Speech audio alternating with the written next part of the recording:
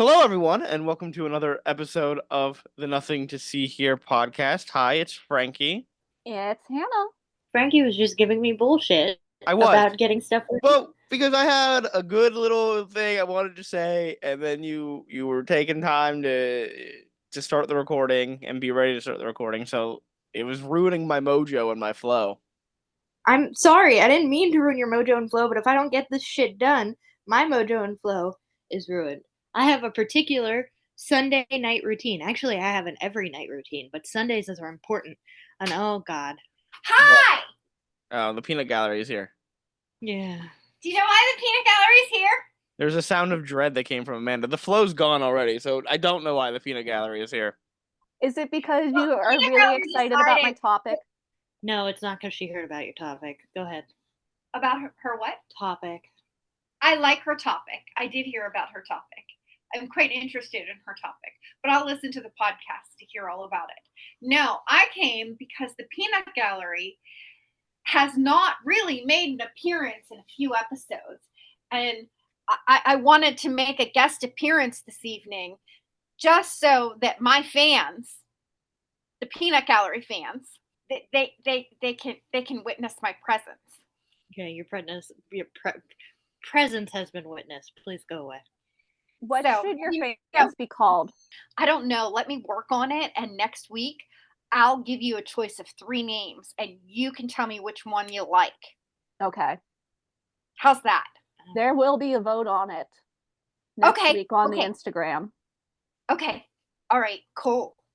So to all of my peanut gallery fans, which You don't are have a name unnamed yet, hi. Nice talking to you. Okay. Bye, all.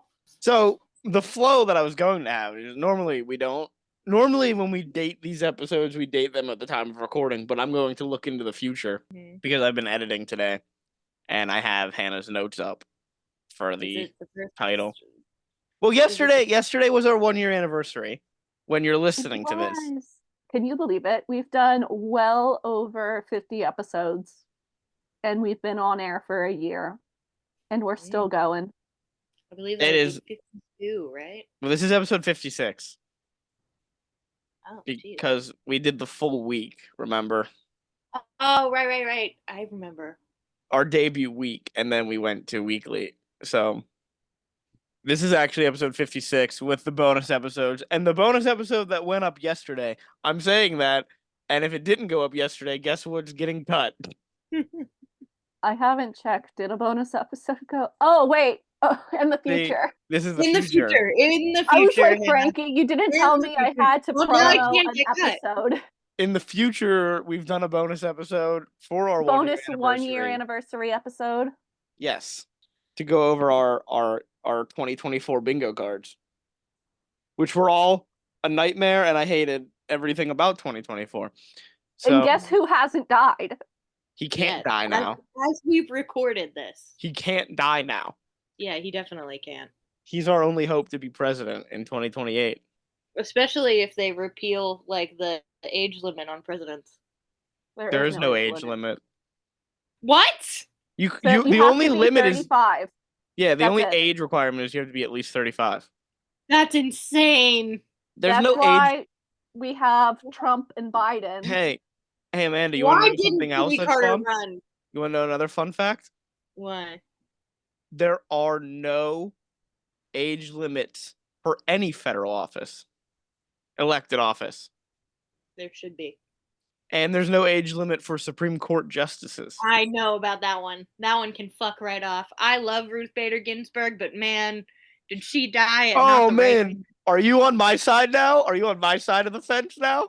What side? I love Ruth Bader The Ginsburg. side of the I've fence always that RBG was loved a her. great jurist during her time, but she royally screwed the country by not retiring, even though she had cancer 4 fucking times. Yes. What are you talking about? I've always been on that side. Oh, I thought you were not on that side. No. She kind of fucked us over. Love her to death. Okay? And everybody should continue making prayer candles. There's a wood shop that I go to, and there are a bunch of prayer candles that have her likeness on it, and I love it. Keep doing that. Don't do what she did when she died when Trump was in office. But she fucked us. Anyway, Politicians should be forced to retire at 60. Real quick, I have two things. The first one is, Hannah, why is your name underwater aliens? Because the government just announced that aliens exist and they live underwater as well as in the air. And that's it. The second thing, and something tells me I'm gonna get shut down. Well, You I'm guys- ready to get cuts ready. All right, let's go. I don't wanna. It's not gonna get cut. I just think you're gonna shut me down. Can I go over my nightly routine with you? I'm so proud of it. How long is this gonna take? It's 22 steps. I don't think I've ever even cooked a recipe that's 22 steps. Frankie, let me tell you this. My notes are like just over 5 pages long. I don't know what that means for you. Is that long or not? That, for me, is short. So we have But time. you are the editor and you decide. Here's what we're gonna do. Here's what we're gonna do, Amanda. Here's the plan, right? I like plans. We're gonna go to the topic of the episode. Mm-hmm. And if it hasn't run long, then you will reveal your 22-step nightly routine. I think it's technically more than 22 steps, but oh my god. If I condensed them all. If it has run long, then we will save that for next episode. Because it's your episode. I'm gonna forget about it. I'm gonna forget. I will remind you. You're gonna forget the steps? Oh no, because I do it every night. Yeah, I will remind you to deliver your 22-step routine. Okay. For the good of the show. All right, fine. Let's get on with it. Talking about burning staircases. So we had a yearly special episode, but for our 1-year episode, we're going back to where it all began with Hannah running the show. Oh, how fitting. And guess what? I have more Gothic literature to talk about tonight. I love the book, Rebecca. Frankie has no idea what we're talking about. I didn't know it was a book. Do you Nor did he know want me what to the book say. is about? I didn't know there was a book. Last night, I forgot what we were talking about. Amanda reminded me what you were talking about tonight and showed me a trailer for the musical. Okay. And that's it. All I know is that at some point, a staircase is set on fire. I did show him the very ending of it too. He almost forgot about that because that wasn't in the trailer. I did show him the very end where the staircase does get lit on fire. That was in the trailer. That was in the trailer. It was in the trailer, but it wasn't the whole thing. I showed you the whole thing. Yeah, but it was in German, and the subtitles made no sense out of context. So. Yeah. Well, I wasn't gonna. You said you wouldn't want to know about it, so I didn't want to know about it. I wanted Hannah to reveal all of this to me. Yeah, I love Rebecca. I hate the sequels, though. Hannah, have you read the sequels? I refuse to believe the sequels exist. Yeah, they fucking suck. Don't do it to yourself. They're sequels. Yeah, they're not No, written by the author. There's a Rebecca universe. There are no sequels, Franklin. The RLU. The Rebecca Literary There Universe. is fanfic. They're approved by her estate, so yes, there are, but they're bad. They're bad, and they shouldn't have been. Oh, so she didn't write them. No. I say she as if I know who we're talking about. Hannah, tell me about this. I'm excited. Tonight we are talking about Rebecca the Musical, aka the messiest musical there never was. For those of you who don't know your Gothic literature, Franklin, this is for you. I know all about some Gothic literature, so I don't know about this one. I don't know about this one. And it's a classic. I love this one. Rebecca the Musical is based off of Daphne du Maurier's famous Gothic romance novel of the same name. The story follows a nameless young woman who marries a rich older man who then brings her to his ancestral home, where she is then tormented by the memory of her husband's late wife, Rebecca, and the housekeeper, Mrs. Danvers, who is obsessed with Rebecca. The housekeeper's obsessed with the dead woman? Yep. Yeah. That's the TLDR of Rebecca. I highly suggest everyone go out and read this novel. I love Gothic literature, and this read has some great psychological torment in it. The atmosphere is utter perfection. 10 out of 10. Highly recommend reading it. I'll add Yeah, it to my endless list of classic books I need to read. You Yeah. should read it before Tom Sawyer. You'll have a better time with it. You probably will. I remember when I first read like Mrs. Danvers, spoiler, but the book's been out for I don't know how long, so fuck Very off. long. Yeah, when I first read about like Mrs. Danvers like trying to convince the protagonist to like kill herself, I was like, oh fuck, because I read this one. It goes there. Yeah, I read this when I was like 8. I was like, oh fuck. Oh my god. What? I read Shakespeare when I was like 5. Okay, well versed child. Hey, I read Wicked back when I was in elementary school, and a teacher called my mom to make sure I was allowed to read that book because it had dirty things in it, even though my mom bought the book for me. I mean, I read Wicked in middle school, and I still am scarred from reading it in middle school. I was fine. But my teacher was like, you can't read that in front of other students. I was like, what do you want me to do? She's like, just put another book in front of that book. Hey, So- listeners, to Nothing to See Here. Are you normal, or did you read Wicked at way too young an age? Did you read Wicked at 9? Never read Wicked either. Frankie! Frankie, for Christmas, I'm just getting you a bunch of books you need to read. I would agree with that statement. Hannah, I will join you in that. I'm in the Okay. middle of reading The Hobbit right now. You haven't even read The Hobbit? Hobbit. Do you want to make us a list of classic books you've never read? Maybe that should be an episode, Hannah. You guys Go naming over a list naming of classics? Yeah, and seeing if Frankie's read them or not. Bonus episode. Yeah, that's a good bonus episode. I Next like that. year's anniversary episode.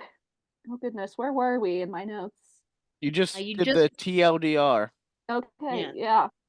In 2006, a musical adaptation of Rebecca premiered in Vienna, and it was an instant hit. It's awesome. You can find a bootleg of it. It's great. You have to listen to it in German.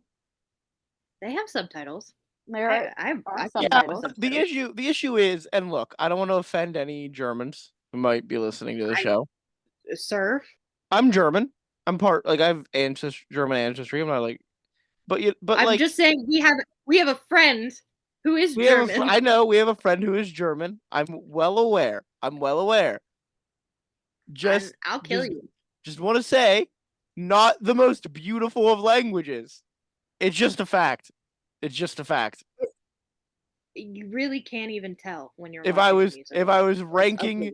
beautiful language, hey, English is below it. To be fair, It should be. English is way worse. But like, it's Italian. If it was an Italian, that's a nice language, beautiful language. They adapted it in Korean. I know that. Did they? Oh, all right. Maybe watch the Korean version if you don't want to watch the German version. In 2008, it's announced that an English language premiere is in the works. Producers Ben Sprecher and Louise Forlenza announced they want the show to land on Broadway in 2010, but it takes a little longer than that. It takes about 2 years longer than expected. But at this point, nothing is amiss with this Broadway premiere. In fact, the official Rebecca the Musical Twitter page announces that the show will open on April 22nd, 2012 at the Broadhurst Theater. At this point, the cast is announced. The show is set to star Sierra Boggess as the main female lead, Tam Mutu as Maxim de Winter, and Karen Mason as Mrs. Danvers. Michael Blackmore and Francesca Zambello are set to be co-directors. Yeah, Everyone that is was excited. fucking stacked cast. It was a great cast. And everyone's excited for the show. It's intended to be a hit. It was a hit over in Vienna. As Amanda showed you, Frankie, there is this huge set piece of a spiral staircase that catches fire at the end of the show. That staircase, in and of itself, becomes famous. It's the new Phantom of the Opera chandelier. But then on January 24th, 2012, lead producer Ben Sprecher announces the show is postponed until the 2012-2013 season because the musical didn't raise the needed capital. Just a few months later in March, Producers announced that the show is back on track, and the Rebecca previews will begin on October 20th, with tickets going on sale May 26th. But with this delay comes cast changes. Sierra Boggess and Tam Mutu are no longer part of the show. Jill Pace and Ryan Silverman are announced as the replacements. I'm sure they would have been wonderful in the show. I know, but man, you go from Sierra to I know. it's not. Yeah. Again, things are still going well at this point. The show is set to begin rehearsals fairly soon. Ryan Silverman and Jill Pace perform a song from the show at Broadway and Bryant Park in August of 2012. Things are fine. Things are going great. The show is going to be amazing. Just kidding. Things aren't fine.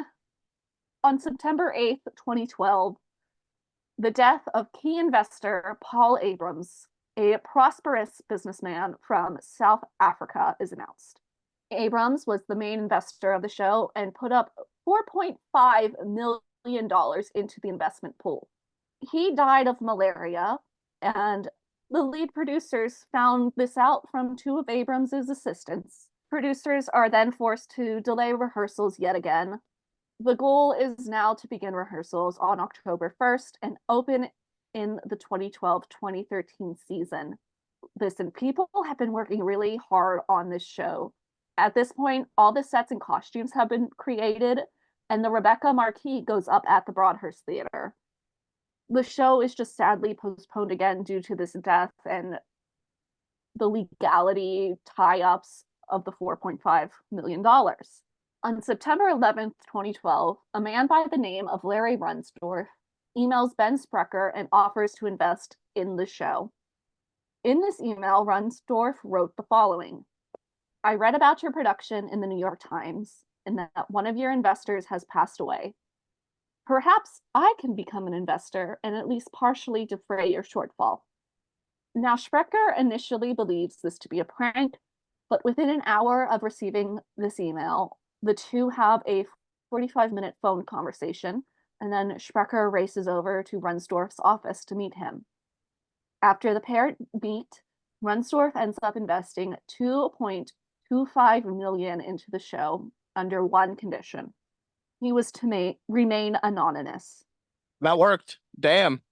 You're so funny. I mean, it obviously didn't work. We know about him. You've just said his name many times. On September 30th, 2012, the day before rehearsals were finally set to begin, the new angel investor, Larry Runsdorf, backs out of funding the show, and producers finally pull the plug on it. You see, Larry Runsdorf's lawyer received emails from a woman named Bethany Walsh.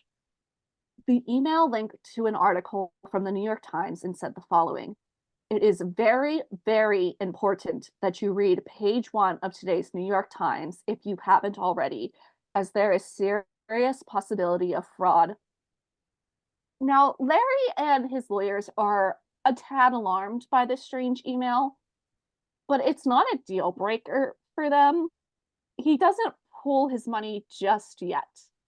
But then Larry gets another email, and this time directly in his personal inbox. This one was from a woman named Sarah Finkelstein, and it reads as follows: the walls are about to cave in on Mr. Sprecher and the Rebecca Broadway production. It is a near certainty that the man Paul Abrams was made up several months ago to defraud other investors as a placeholder to give them a sense of security, as well as the owners of the theater, the Schuberts, while Mr. Sprecher continued to try to raise money. When that money wasn't raised by August, Mr. Sprecher or someone associated with him came up with the story that Paul Abrams had died. Mr. Sprecher hasn't been able to come up with any information to prove that Paul Abrams was a real person. In fact, any information he has provided has proven to be extremely suspicious. It is inevitable that the truth will come out in a matter of days or weeks, and that the Paul Abrams story was definitively made up, and at that point there will be charges of fraud and lawsuits and etc. I did not expect this. Of course he didn't. No. I mean, The only thing that was suspicious, if this is indeed true, that Paul Abrams is not real, is that he died of malaria in 2012 or whatever year he died. Mhm.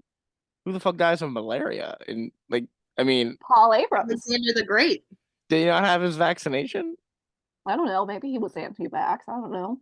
Oh God, no. Well, then he deserved the malaria. Then don't be anti-vax.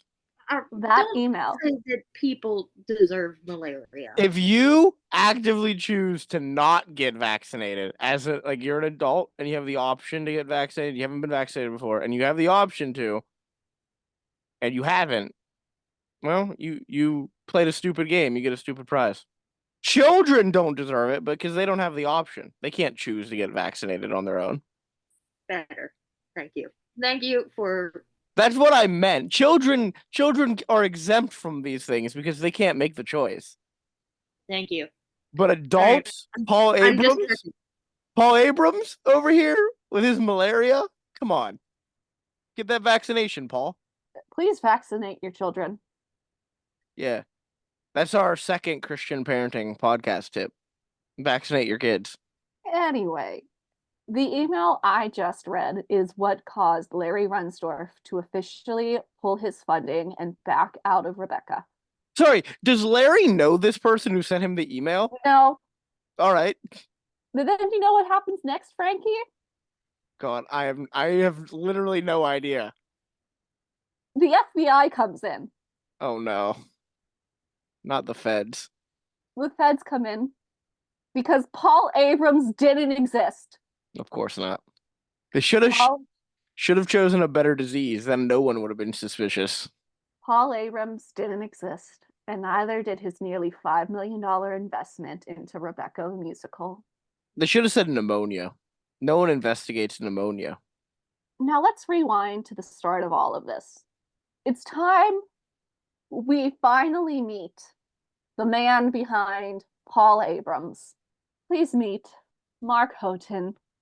Mark Houghton was a Long Island stockbroker who came up with the Paul Abrams character. At a referral from a man who had sent other possible investors to Florenza and Sprecher, Houghton was hired to bring in actual backers to the show when the show's capitalization was stuck at $6 million. Except there's one little issue here, and it's that Mark Houghton was a con man. According to the feds, Houghton is a serial con man whose other misdeeds allegedly included defrauding several people out of their personal savings and forging a signature on a bank loan so he could buy a 50-foot yacht that he named Hot Catch. Mark told Florenza and Sprecher that he was a stockbroker who worked for Oppenheimer & Co., which is a boutique investment firm. Now, that's another lie. While he had worked for the company, he left the job in 2009, and it was now 2012. He also failed to mention that he declared bankruptcy the year prior and had $15 million of debt. Also failed to mention how he had settled 2 cases out of court in 2006 in which he was charged with misappropriating his client's money. Now, my 2 primary sources tonight were a Playbill timeline article of this whole story and a Vanity Fair expose that ran after this all broke. And as Vanity Fair put it, Mark had some iffy to criminal dealings dating all the way back to the 1990s. That's when we were born. Mm-hmm. And just for the record, Vanity Fair's article described Mark Houghton's appearance, and he's basically a mobster. Like, he's a stereotypical mobster. So a trustworthy looking fellow. Yeah. So a few weeks after Florenza and Sprecher meet with Mark Houghton for the first time, Houghton comes to them saying he has some international investors lined up, aka Paul Abrams. Now, what happens next? Frankie, do you want to guess what happens next? After he tells them that Paul Abrams is there? Yeah. My guess would be they use the existence of Paul Abrams to get other money, and then all that money he just takes for himself. Very good. Schrecker and Florenza gave Houghton multiple payments that they said were advances against the future earnings from Rebecca. They gave this man 60 grand in total. That's way less than I thought it would be. There's still a lot, though. Because one payment was to the tune of 18 grand, so Houghton could go on an African safari. It is still a lot of money, but as you're like the investment that supposedly got taken away was 4.5 million. So like musicals are super expensive. So I thought it was like gonna be way more than that. Like I thought it would be at least in like the hundreds of thousands. Okay, fair. Oh, this African safari, by the way, Houghton said that this was so he could go wine and dine Paul Abrams to sort out the details of his investment.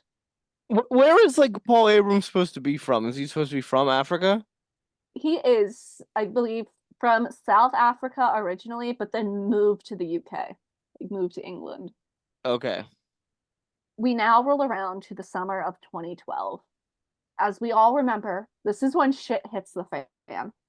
The only money the producers did not have from investors was that 4.5 million from Abrams, and this is when Mark Houghton kills Paul Abrams by malaria. He forwards Schrecker and Florenza emails from Abrams's assistants telling him that Paul is dead. One of the assistants Houghton created, because of course he created these people, one of the women he created was named Allison Montgomery. The other was just Jessica. She No had last name? No last name, just Jessica. I was gonna say he's pretty good with names. No, just Jessica. Houghton claims to go to England at this point to sort out the money issue and attend Paul Abrams's funeral. He then begins to talk with Ben Schrecker as a man by the name of Mr. Wexler, no first name. And Mr. Wexler is supposed to be the executor of Abrams's estate. Obviously, at this point, this is when the show was postponed because that $4.5 million isn't coming anytime soon. See, I would have been immediately suspicious as of who are the two people who are the producers? Ben Schrecker and Louise Florenza. Yeah. See, if I was Schrecker or Florenza, I would have been immediately suspicious because I was going to ask you this question before you revealed that Paul Abrams is not real. But if he had agreed to invest $4.5 million, obviously with that kind of money, a contract would have had to have been involved. And if you sign a contract and then die, your estate still is on the hook for it. Like you still have to finish the contract. So I was confused as to, what, do they have a fucking clause in there that if he died, he didn't have to fucking pay? Now it makes sense because he wasn't exist. real. But yeah. And I am going to note here, Paul Abrams wasn't the only character the Mark Houghton created to invest in the show. In fact, Abrams was part of like a group of people, who all put up money, supposedly. I say supposedly, these people didn't exist. But the other names do not matter. We just need to know the name Paul Abrams. And when this broke, this was major news. Again, Rebecca is supposed to be this big hit. It's going to be a money-making machine, if you will. And now it's once again delayed. Wasn't everybody also looking at the producers? Oh, yeah, because they're running the show here. Yeah, they were all like, yeah, it's this guy, he did it. Yeah. On September 8th, a theater correspondent for the New York Times named Patrick Healy publishes an article about Paul Abrams's death. But he is told by the producers and the show's publicist to leave out Paul Abrams's name. He's told to simply write a key investor of Rebecca the Musical is now deceased. Patrick Healy is already a very important part to the story, even though we have not officially met him. His article is what catches the eye of Larry Runsdorf. And between September 8th and September 24th, Patrick Healy is doing what journalists do, and that's investigate shit because something smells fishy to him about Abrams and Abrams's death. So he starts, doing some Google searches on Paul Abrams. He's going into some records and he's researching, and he found absolutely nothing. Now, I know, and you know, that Paul Abrams wasn't real. But in 2012, this was a bombshell. And on September 25th, the New York Times publishes a front page article written by Healy that details how Paul Abrams never existed. I really hope one of our fans is named Paul Abrams, just yelling, "I do exist!" Hey, go fund Rebecca the musical then. The next day, the FBI comes in. Louise Florenza and Ben Sprecher both have long interviews with FBI agents, and a conclusion is reached that Mark Houghton needs to be talked to. But more importantly, Larry Runsdorf is also contacted. Not by the FBI, but by Bethany Walsh, who I mentioned earlier. She was the first to email Runsdorf about the fraud occurring, as we know. And by September, Bethany Walsh, and then, as we remember, Runsdorf does not pull his funding just yet. But when he gets an email on September 28th from Sarah Finkelstein, he finally pulls his funding, and Rebecca the musical is officially dead. Yeah, but who are these women? How do they know what's going on? Way to fucking go, Larry. I will introduce you to Bethany and Sarah in just a bit. All right. We're still going to talk about Houghton just a little bit longer. Florenza and Sprecher meet with Houghton face-to-face one last time. This time, they bring a private investigator with them who, after this meeting is over, basically says Houghton is shady as fuck and they should never talk to him ever again. And for the few days after Rebecca the musical's death, the producers are in and out of meetings and interviews with the FBI and the U.S. Attorney's Office regarding the whole situation.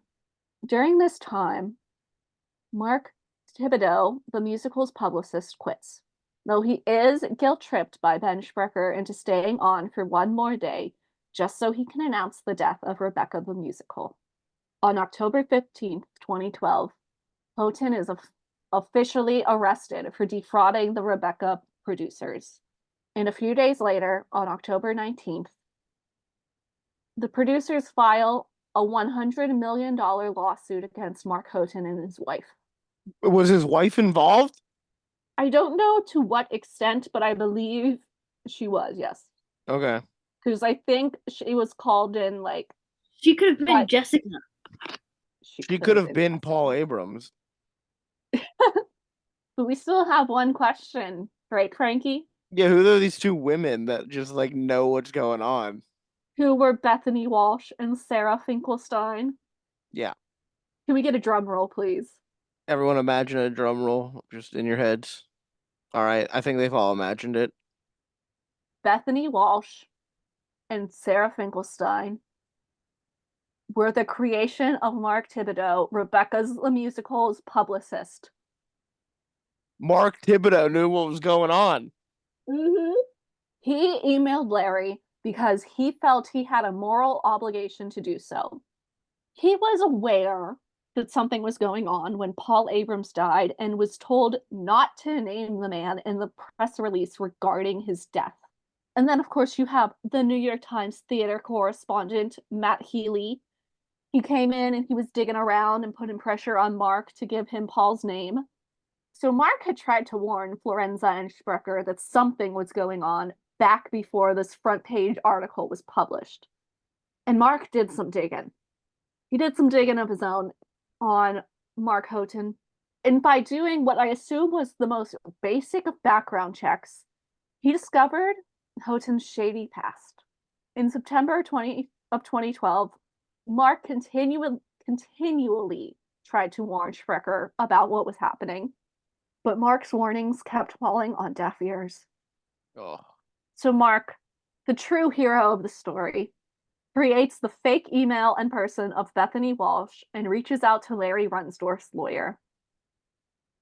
But as we all know, all this does is make Larry a super anonymous investor into the show. So Mark sits down once again and creates Sarah Finkelstein, and this time he emails Larry directly. And the rest is history. Yeah, way to go, asshole. Like, I know he was trying to, like, save everybody, but in the end, we didn't get Rebecca the musical. Whoa, whoa, whoa, whoa, whoa, whoa, whoa, whoa, whoa, whoa, whoa, whoa, whoa, whoa. Hold up, Amanda. Hold up. You were never gonna get Rebecca the musical. You didn't have enough money. And any money they would have gotten, Houghton was gonna take. What do you mean? It wouldn't have ever happened. I don't know. Wasn't Larry supposed to basically fit the bill for Abrams? No, because Abrams supposedly invested $4.5 million. This dude only did half of that. Yeah, they were still like $2.5 million short. We cut some corners. Cut some corners. You can't cut corners. You have to have the fiery staircase. I'm not saying we cut corners on the fire. No, just on the safety. Just kill some actors. Y'all remember Spider-Man the musical? Hey, That disaster? hey. They didn't try to kill actors or injure them severely. It just happened, all right? It's what happens when you fight crime, okay? Sometimes the villains win. The villains that are Gravity? Yeah, what was Gravity doing in that theater? Who invited Gravity? How dare Spider-Man not be a real superhero? God. And not be able to shoot web from his fingers. That's what I was going to say. I'm so glad that you started the show with the greatest musical the greatest musical disaster that never was.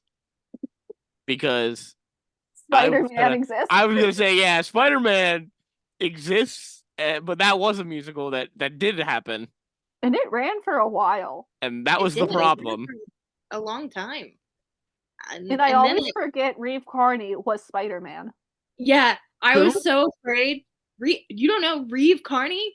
Oh, no. Fuck you, dude. Oh my God. So Go watch Hadestown. Yeah. He's amazing. I love him so much. No, I feel like I shouldn't be attacked for not knowing an actor. I'm gonna attack you. Whenever I first heard that there was an accident, that an actor, like a Spider-Man actor, fell and was injured, I was like, please not be Reeves. Please don't let it be Reeve. Please don't let it be Reeve. I was like, oh, thank God he didn't do the stunts. But it did end up playing once it left Broadway. It did end up playing in, like, California. And it played for a long time in Vegas, I believe. I think Six the musical would make a killing in Vegas. Oh, yeah, for sure. If Spider-Man made a killing in Vegas, yeah, I think we'll be fine. Mm-hmm. I actually, this may be unpopular, but I really like Spider-Man the musical. I have the album. And Bono thanks you for that. No, he does. Patrick Page was in it too, also Hadestown. Remember when Bono thanked all of us for Spider-Man the musical by giving us an album? I don't think he thanked us for that. No, that was his thanks. That's why he gave it to us. He said, "Thank you all for appreciating Spider-Man the musical so much. Everyone who has iTunes now owns my album." Yeah, and then everybody was like, "How to get off phone?" Yeah, just automatically downloaded a fucking YouTube album. What the fuck was that? Wasn't even like good, like Beyonce. Well, I have a few more things to wrap up before my story is over. In 2013, Ben Sprecher and Louise Florenza file a lawsuit for breach of contract against Mark. Mark retaliates and files a countersuit against them, claiming breach of contract, unjust enrichment, and fraud, though he would pull his countersuit in January of 2014. Florenza and Sprecher's original lawsuit was never removed, and poor Mark was found guilty of breach of contract in 2015. Well, don't say poor Mark. He's the hero of our story. There's no. Oh, they sued Mark Thibodeau. Sorry, yeah. I didn't know that. That's right. I'm sorry. I realized their names have different spelling, so I can tell the difference when I'm reading it. But no, Mark Thibodeau. Yeah, I was gonna was say charged. the evil guy is also named Mark. So I was like, why do we feel sympathy for him? No. Yeah. No. Mark Thibodeau, who told Larry Runsdorf that there was fraud, Oh, was okay. charged with breach of contract and was found guilty in 2015. Well, he did breach the contract. He breached the contract. He did technically breach the contract, but he is still our hero. He can be a hero and still be guilty of breaching a contract. I know. I feel sad. I feel bad for him though. I do feel bad for Mark Thibodeau. Because like he did the right thing, and then they're like, "Fuck you, lawsuit time. You're guilty." Nah, but that's how Broadway is, man. That's how fraud shit is. Broadway, am I right? Broadway. Ha ha ha ha ha. As for Mark Houghton, he pled guilty to fraud and was sentenced to 34 months in prison. Yeah, Man. I was gonna say, come I on, was really hoping. it's not like he committed an actual crime like stealing something from Walmart. Let's be real. He just stole hundreds of thousands of dollars and tried to steal millions. All right, calm down. Yeah. 34 months in prison. Yeah, And come on. This was back in October of 2014, so he's been out for a long time. Yeah, and now he's running the Trump campaign. Well, that's not true. I know. I will allow it if he's going to defraud the Trump campaign. That's what I was hoping. See, he can't. He's not though, because he couldn't. It wouldn't. He couldn't become our anti-hero. No. No, he's probably a Trump supporter. As for Florenza and Sprecher, they never had any charges brought against them. They were cleared of any and all possible fraud charges and what have you.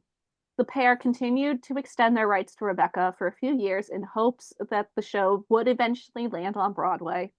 But a Broadway premiere is just not in the cards for the show. So does anyone own the rights? Do you know? Yes. Yes, because in just last year in 2023, a production of Rebecca finally premiered in London's West End. And I don't know who technically owns it now, but it's not Sprecher or Florenza. They didn't write that info down. Is it did it do well in the West End? It was a very short, limited run. Like, I think it only ran for a month at most. And it received mixed reviews. Amanda, did you have other? Yeah, the acting was good. Everybody said that the acting was great. Yes, but the acting was good. Direction and writing, shit. Yeah, and the set design also shit. It was a very small theater, but they did the best that they could. Yeah. People compared it to like amateur theater. Like, yeah, it was. Oh, that's not what you want to hear. Yeah. Yeah. So had this show done well and then like moved to a bigger theater, it would have probably eventually came to Broadway. But since it did not receive the greatest reviews, as far as I know, there are no plans to bring the show over to the Great White Way anytime soon. And that is the tale of Rebecca the musical. The messiest musical there never was. That's so sad. Do you want to read the book now? Not really, but you should read the book. It's a good book. Ooh. Truffle says read the book. I'd read a book about this. Well, I just told it to you. Yeah, I know, but like I'd still read a book about it. What an interesting story. I wasn't expecting that. What were you expecting? When I announced this last week, Amanda got excited. Yeah, I wasn't expecting Amanda to be excited about like blue collar musical or white collar crimes. No, I know you're excited about musicals, but like I gotta be honest here. It seems like it was a musical that did well in Austria and Germany, or just Austria, and then a bunch of white collar crimes happened and it died. Here's the thing. I love Rebecca the musical just in general. The German version that I have watched, the Korean version that I've also watched. I like the German version better. But I don't know. There's just something about it that would have translated, I think, so well. And I'm just sad that it didn't. And whoever has the rights now, I guess, didn't do the greatest writing. Well, they probably didn't write it. You have to translate it. And the translation probably sucked. Yeah, but they have a source material. Yeah. Rebecca is a notoriously tricky novel to adapt because any movie, well, Netflix released a Rebecca adaptation in like 2020, 2021. It was 2020. not good. It was not good. What's it? Uh, Is it just called Rebecca, or what's it called? yes. Yeah. No, it's just It had- Rebecca. It had the guy who was accused of cannibalism. What's his name? Army Hammer. Yeah. Yeah, him. And then I haven't watched this version, but Hitchcock adapted Rebecca. I like that one. Okay, I've never watched it, and I'm like, well, Hitchcock's a great director. Not Is that- everybody likes it. It's not like it's not very like Psycho-y or like The Birds. I mean, it's like filmed in his style or whatever, but I mean, when you think of Hitchcock, it's not one of like the things that you like. Oh yeah, like It's look right not the up. first thing that jumps to mind, no. Right. But I still liked it. Mrs. Danvers was creepy AF in it, so Mm-hmm. 10 out of 10 for that. Yeah, a lot of Rebecca relies on the psychological aspect and the psychological torture the main character goes through, and it's just very hard to adapt that onto the screen in the same way that it's written, if that makes sense. I don't think that made any sense. It makes sense. That makes Okay. sense. Well, Yeah, Amanda. Oh, I go didn't. ahead. I didn't think. I was expecting like disasters on the not up to. If it was like up to the way of Spider-Man disasters, I would have heard about it. But I was expecting disasters like kind of like that. Not. I wasn't expecting a white collar crime. You weren't expecting fraud. You were No. expecting someone to be like burned to death on the stairs. Yeah, after I saw the video last night, I was expecting like, oh, they might have like set a small fire in the theater and they were not allowed No, to. it never got to the theater. Mm-mm. They didn't even get to practice with the fire. No. But I didn't The know only that. thing that got to the theater was the signage. Now, Amanda, do you want to tell us your 20-some step nighttime routine?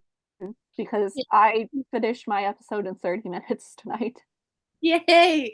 I will say that you can, but I will make fun of you. You can make fun of me. All right. This is what I have planned. I'm planning on doing every night now. Every Well, night. every Sunday night.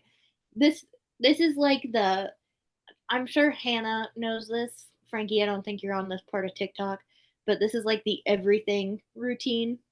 You know how people take like everything showers and stuff. What the fuck This is an everything shower? Hannah, You can wash please and explain? deep condition your hair, or at least just condition it. You pluck, you shave, you wax, you scrub yourself down, you exfoliate, you do the hair mask, you do everything. Hence the everything shower. All right. You're in Step there one. for an hour at least. Yeah, which is what I did tonight. Step one, light a candle. I have a bunch of candles, as Frankie and Hannah are very well aware. So I pick one and I'm going to light it.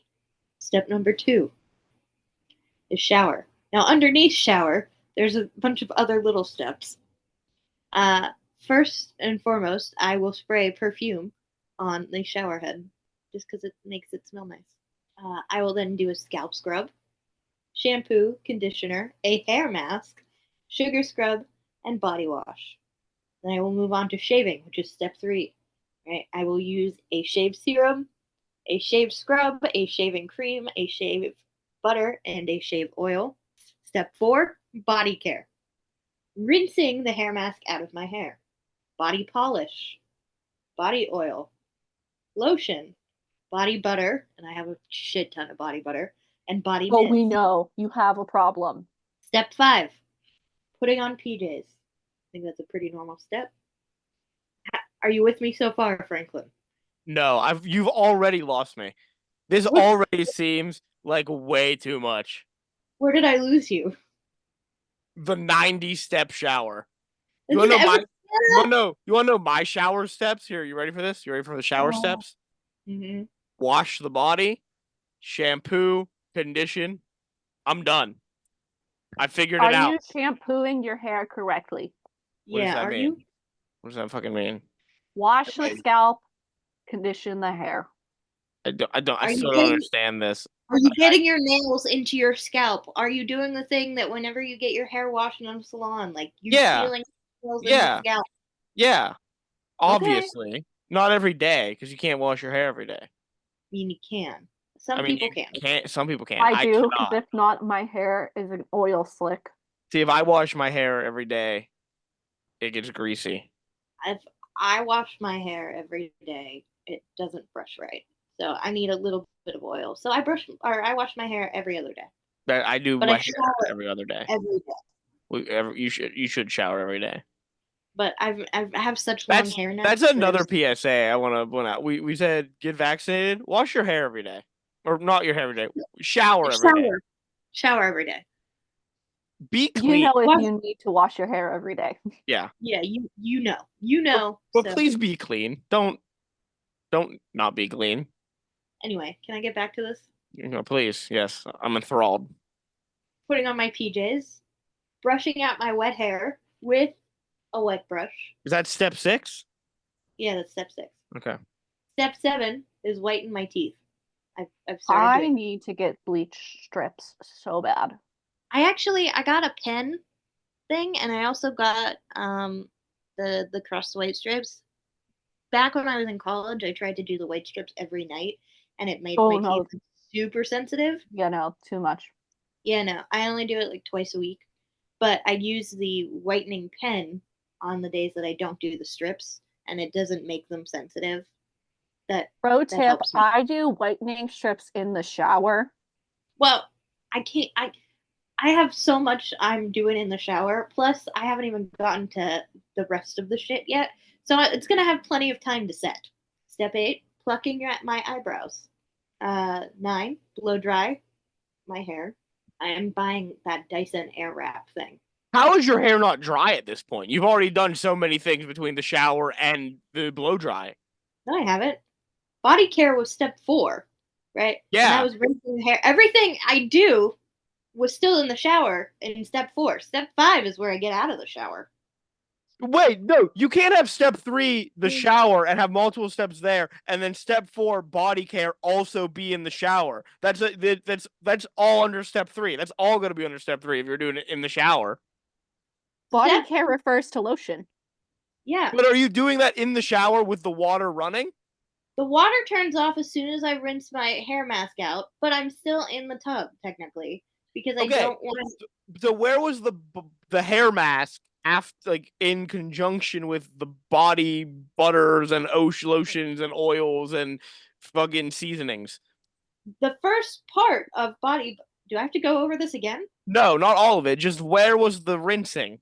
So I finished shaving, right? We got that. Okay. The second step of the shower part was the hair mask. Okay. Yeah. Right? Yeah. So after I did the shampoo, the conditioner, I put in the hair mask.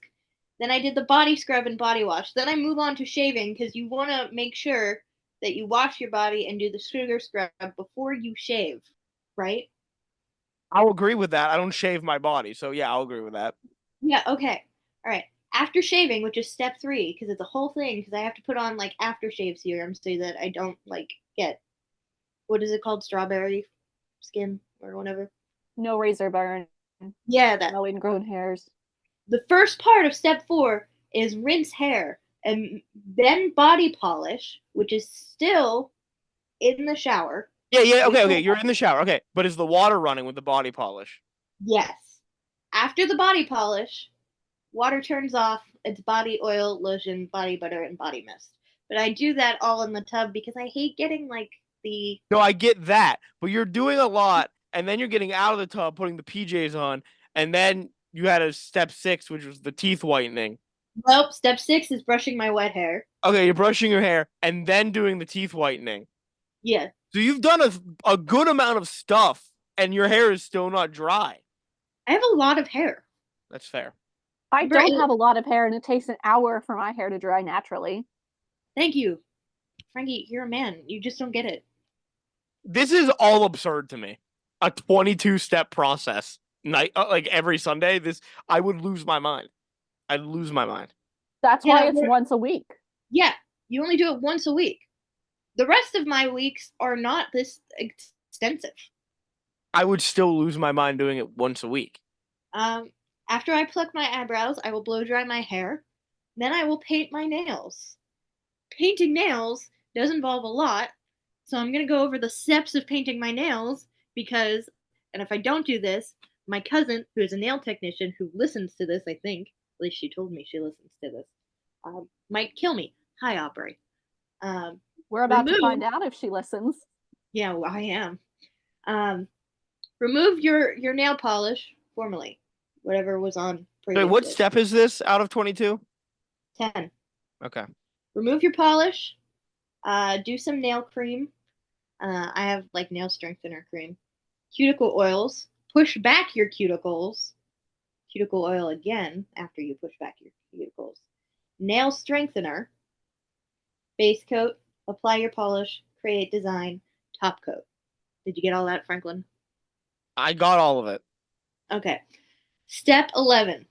Make some tea. Nice herbal tea. Nothing with caffeine or anything like that. I think I have some sleepy time tea. I have that blueberry tea that we got at Ligonier Days that you have too, right? Mm-hmm. I do have it. Yeah, it's delicious. Step 13, dental care, right? Remove the white strip. Brush my teeth, floss. Brush your tongue. Brush your fucking tongue. I have a tongue brush. Mouthwash. Step 14. Frankie's going to lose his mind again. But Hannah lived with me, so Hannah knew that I did this every night. It's my nightly skincare routine. Face mask. See, no, I've gotta jump in again. I've got to jump in again. I have nothing against a skincare routine. Yeah. These all have to be individual steps. You cannot group skincare routine as its own step when this is gonna be a longer process than the shower and the body care. It's honestly not. How many steps are in the subheading of skincare? 15. So it is Ask longer. Hannah. It is absurdly longer. Ask Hannah. I get this done in about 10 minutes. Unless an item requires sitting on the face for X amount of time, these all go on one right after the other. Boom, boom, boom. So it makes sense to put them as one step because it's literally just a bunch of products. And plus, I only have a limited, all of this is written in my bullet journal, right? And I need space, and it needs to be in an order that I can read it and still fit on 2 pages. Face mask, oil cleanser, foam cleanser, exfoliate. You don't do that all the time. Toner, essence, ampoule, serum, a sheet mask. This is where Hannah's right. This is the thing that will sit on my face. But I did that while we were talking. Moisturizer. Also did that while we were talking. Eye mask. Eye cream. A lip scrub. A sleep mask, which is just like a night moisturizing mask. And then a lip mask. All of that is on my face right now. It feels very soft. 15. Tidy my space. Because I've made a little bit of a mess. I probably have. I'm actually doing pretty well tonight. Okay. 16. Lay out my clothes for tomorrow. That's just a good tip in general. I am not a morning person. Number 17. I'm going to check my journal just in case there's anything important that's happening. 18. Charge devices. Those devices include my phone, my laptop, my iPad, my Switch, my DS, my headphones, and my speakers. Oh, and controllers. Step 19. Turn on my diffuser and my humidifier, blow out my candle. My candle's still going. It smells like harvest in here. Step 20, read a book or watch videos. 21, take out my contacts. 22, I'm going to flush my eyes. Do you know what that is, Franklin? No. Flushing your eyes is basically it's like a little cup and you tilt your eye back and you just clean out your eye. It's great whenever you wear contacts. 23. I'm going to put on my nice little Aroma Mist therapy spray. Did you say you only had 22 steps? Yeah, I did. I lied. It's 24. And then there's bedtime at 11 p.m. I did miss step 12, which was between make herbal tea and dental care, just because I was busy reading shit. In between, after I make tea, but before I do my dental care, I'm gonna take my PM pills, which I already did. That's my bedtime routine. My Sunday everything nightly routine. Hannah, thoughts? For read book/watch videos, I propose that you should watch videos first and then read book because blue light is bad before you go to bed. Well, I have read a book or watch video because I normally do one or the other.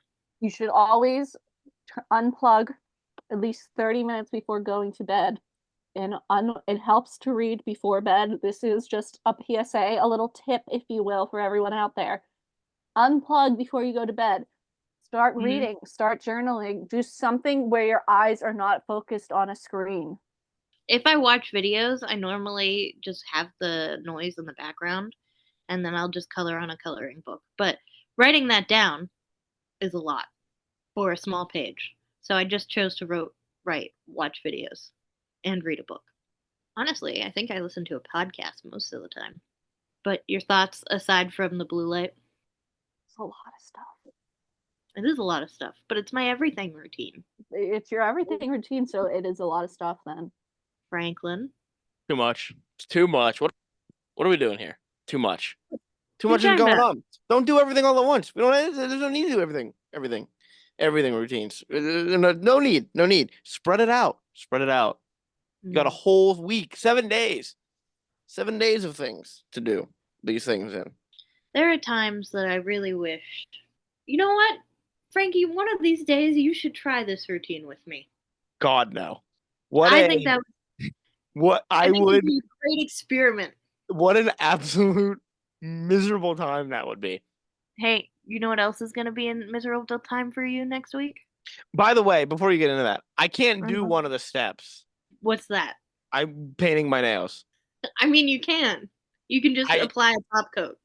I mean, yeah, probably. Is that just clear? Yeah. Okay, I could probably do that. But like, I don't.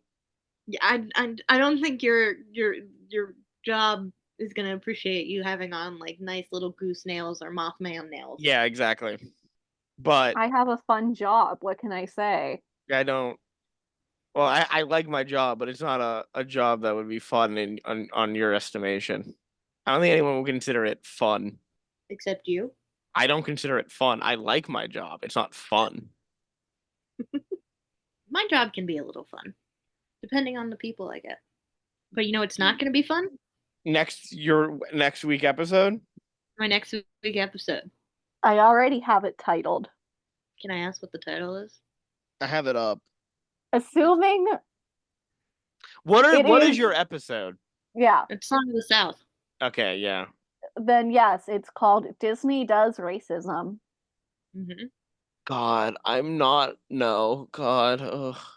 Can we do an in-depth episode about your everything routine instead? I feel like we just did that. Do you want me to go even more in depth? I don't know. I don't know what I can talk to you about my routines for every other night. I don't know what I would prefer.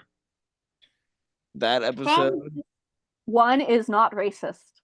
That's true. That one is. I would prefer that over having to talk about this movie. Yeah, it's not. We don't like this movie. I do think it's fair that we talk about it because it was released as a Disney movie. If you can find me a version of it, I'll watch it. But you have to find me the version. All right. And it has to work. I'm not doing the thing I have with Make Mine Music or whatever that was called, where I gotta listen to like 90 ads coming through. Didn't I say I had a Google Drive for this one? You said you had a Google Drive, but I don't know if you would mention this one or not. I think it's this one. What'd you say, Hannah? I think you did say you had it for this one. Yeah, I thought I did too. I know you mentioned you had a Google Drive with some of the movies, but I didn't know if you mentioned a specific movie. I think you said you had it for like the problematic films. Yeah, I feel like this one's the most problematic. So look forward to that next week. How I'm starting my new year off with racism. Jesus Christ. Well, we're starting the new year off with Rebecca. We're starting it off with white collar crimes. I said mine. So my episode, my new year. There's also actually, I think that's also what I just said a lie, Why? because if I'm doing my math right, there's an episode literally on the first day of the new year. Oh, So and we're starting the year off with werewolves. Oh, okay, cool. Reluctant Werewolf is the first episode. Yes. 'Cause I That's was on like, New Year's Day. yeah, because I was like, this episode's on the 8th, so there has to be one on the 1st. Yeah, and there's one on the 7th. There is. We put a bonus episode out. We keep saying it. Now I have to edit it. We have to get it done and edited. We're not going to record it till like mid-December. Yeah, I know. I don't have this one on the Google Drive. It's not on the Google Drive, but I do have this one linked on one of my. It's so bad. This movie is so bad and racist that the people who have stolen the Disney movies and put them on a Google Drive won't even put it up. Right. Okay, just wanted to point that out. Anyway, look forward to that next week. Send good vibes. Yeah, we're gonna need them. This whole movie is bad vibes. All right, well, we gotta go because Amanda's got to finish her everything routine. Apparently, You're not wrong. I know I'm not wrong. You haven't. There's a candle still burning. This is a fire hazard to keep the episode going. So let's take care of some business and wrap this up. As of recording, we are on YouTube and Spotify. If you're listening to us on YouTube, remember to like, comment, and subscribe. Hit that bell for a notification for whenever an episode gets up and a bonus episode. So be on the lookout for our, well, it's already up, but if you haven't listened to it, listen to our 1-year anniversary episode about our bingo cards, or 2024 bingo cards. And be on the lookout for a bonus episode where Amanda and Hannah yell at me for not reading books. Are we actually doing that episode? Sure, it'll be fun. Yeah. I bullied you about your everything routine. You two can bully me about not reading books. The Wicked movie musical is about to release, and you've never read Wicked. No. Yeah. Although I'm not hopeful for this. I love Cynthia Erivo. I fucking hate Ariana Grande. Is that why you're not hopeful? I'm not hopeful for the fact that it's a movie based off of a musical that is shorter than the actual movie, and the movie is a part 1. That's frightening to me. It's Act 1. Is it Act 1? That's not what they're calling It's the whole entire Act 1. Is it? But Yes. it's longer than Act 1 is. It's longer than the actual musical. But the book goes into more detail than the musical, and I think they're taking some things from the book. This is ridiculous. Just make a movie. Stop with these part 1s and part 2. Who did that first? I'd like to speak to the manager. I think it was Twilight. No, I think it was Harry Potter. Oh, yeah. I don't know which one it was. It was one of them. But you know what? Harry Potter.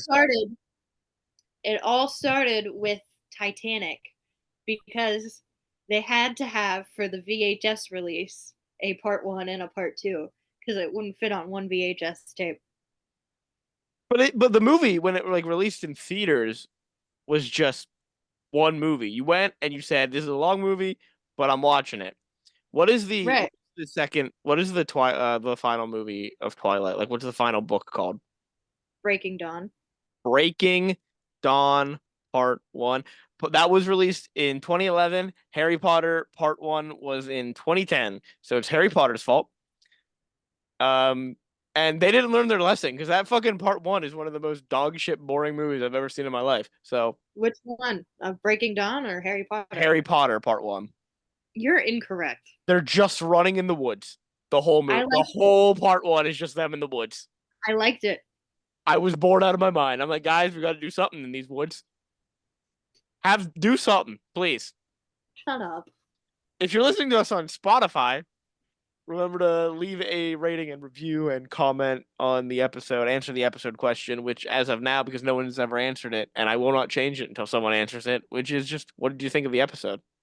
Please answer so that we can change it. It'll never change until someone answers it. It'll never change. If you would like to send us an email with some episode ideas, either a main episode or a bonus episode that you'd like to see, comments about any of the episodes that we've done, or more importantly, some fan questions that you'd like us to answer. You can ask one of us a question, all of us a question. Just ask us a question. You can do so by sending us an email over to Nothing to see here podcast at gmail.com. As always, here is spelled HEAR. if you would like to see some great artwork done by Amanda, some memes done by Hannah, images of the episode out of context, and any images that we may have mentioned in the episode that you want to get a gander at, you can head over to our Instagram page, which is Nothing to see here pod. that's all the business. No, that's not all the business. Recommend the show to a friend. Tell people to listen to it. We have fun recording it. At least I have fun recording it. I don't know about these two. Yeah, no, I enjoy it. I get to talk about random things. Was not expected to. I wanted to talk about it, but didn't think it was going to be as long as it was. Your everything Maybe. routine? Yeah, I didn't expect it to be that long.